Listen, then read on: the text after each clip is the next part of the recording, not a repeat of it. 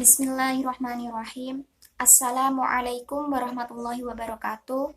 Yang terhormat Bapak Haji Solikul Hadi, MAG, selaku dosen pengampu mata kuliah Fikih Muamalah, dan teman-teman sekalian yang saya cintai dan saya banggakan.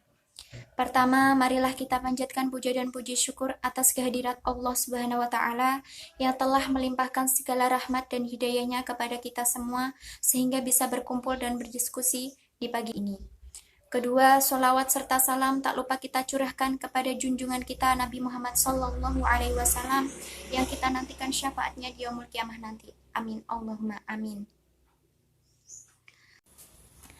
Perkenalkan, kami dari kelompok 9 yang beranggotakan saya Erliana dengan NIM 057 sebagai moderator dan Syarifah Ulin Nikmah dengan NIM 5056 sebagai pemateri 1 dan Unsa Aulia Syifa dengan NIM 065 sebagai pemateri 2. Kami di sini akan mempresentasikan hasil diskusi kami, yaitu yang berjudul Al-Hawalah. Materi akan dijelaskan oleh pemateri 1 dan Isi al-halwah. Adapun pengertian secara bahasa adalah memindahkan barang seperti memindahkan botol dari satu tempat atau tempat yang lainnya, atau memindahkan hutang dari satu perjanjian hutang kepada perjanjian hutang lainnya. Sedangkan pengertian secara normatif al-hawalah adalah memindahkan hutang dari perjanjian hutang yang satu dengan perjanjian hutang yang lain dengan jumlah hutang yang sama. Dasar hukum al-hawalah yang pertama yaitu Al-Quran. Dan jika orang yang berhutang itu dalam kesukaran, maka berilah tangguh sampai dia berkelapangan, dan menyedekahkan sebagian atau semua utang itu. Lebih baik bagimu jika kamu mengetahui. Yang kedua yaitu al-hadis. Hawalah diperbolehkan berdasarkan dalil dari al-sunnah dan ijma'. Dasar hukum dari al-sunnah adalah hadis riwayat Abu Hurairah. Dari Abu Hurairah radhiyallahu anhu, sesungguhnya Rasulullah SAW bersabda, penguluran pembayaran utang yang dilakukan oleh seorang kaya merupakan sebuah bentuk kezaliman. Jika pembayaran piutang salah seorang di antara kalian dialihkan kepada orang lain yang sudah membayar utang, hendaklah pengalihan tersebut diterima. Hawalah pada dasarnya dibagi menjadi dua jenis, yaitu hawalah mutalaqah dan hawalah muqayyadah. Hawalah mutalaqah terjadi jika orang yang berhutang atau orang pertama kepada orang lain atau orang kedua mengalihkan hak penagihannya kepada pihak ketiga tanpa didasari pihak ketiga ini berhutang kepada orang pertama. Hawalah muqayyadah terjadi jika muhil mengalihkan hak penagihan muhal kepada muhal alaih karena yang terakhir punya hutang kepada muhal. Inilah hiwalah yang boleh atau jaiz berdasarkan kesepakatan para ulama. Sedangkan menurut mazhab Hanafi, hawalah dalam berbagai bagian ditinjau dari segi objek akad, maka hiwalah dapat dibagi menjadi dua. Yang pertama yaitu apabila yang dipindahkan itu merupakan hak menuntut hutang, maka pemindahan itu disebut hiwalah al-haq atau pemindahan hak. Yang kedua yaitu apabila yang dipindahkan itu kewajiban untuk membayar hutang, maka pemindahan itu disebut hiwalah al-dain atau pemindahan hutang.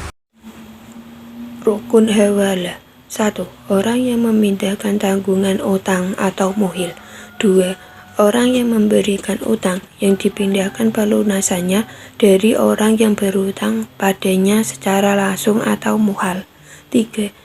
Orang yang dipindahkan tanggungan utang padanya atau muhal alaih. 4. Harta yang diutang yang dialihkan atau muhal bi. 5. Sigot. Syarat hawalah menurut Hanafiyah ialah 1.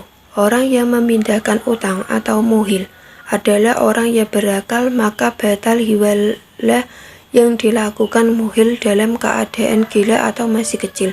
2. Orang yang menerima hiwalah ro'al dain adalah orang yang berakal, maka batalah hiwalah yang dilakukan oleh orang yang tidak berakal. 3. Orang yang dihiwalakan muhal alaih juga harus orang yang berakal dan disyaratkan pula ia meridhoinya. 4. Adanya utang muhil kepada muhal alaih. Pengimplementasian hawalah dalam lembaga keuangan syariah.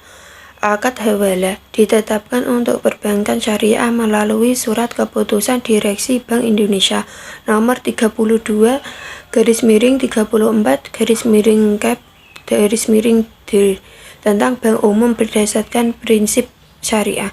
Dalam praktik bisnis yang dilaksanakan, hawalah muqayyadah adalah pemindahan hutang atas hutang yang dimiliki sebagai gantinya.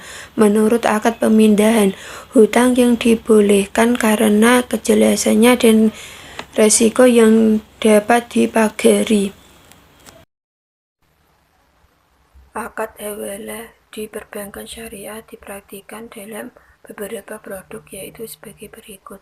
1. Faktoring atau ajak piutang, di mana para nasabah yang memiliki piutang kepada pihak ketiga memindahkan piutang itu kepada bank.